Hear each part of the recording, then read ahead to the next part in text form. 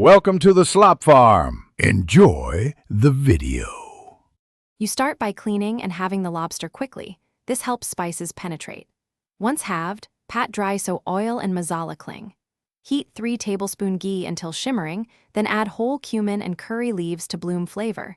This is crucial because hot oil extracts oils from spices. Add chopped onion and sauté until translucent for sweetness. Make sure to brown slightly for depth.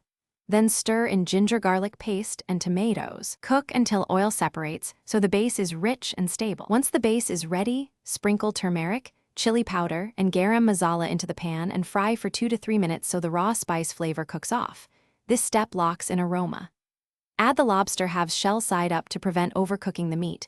Pour 1 cup stock or coconut milk to create a silky gravy. Reduce to a gentle simmer and cover. Make sure to baste every few minutes. This lets the flesh absorb flavors while keeping texture firm but tender. You finish by uncovering in the last 2 minutes to reduce the sauce slightly and add fresh cilantro and a squeeze of half a lime for brightness. Acidity balances richness. Make sure meat is opaque and firm. This indicates doneness.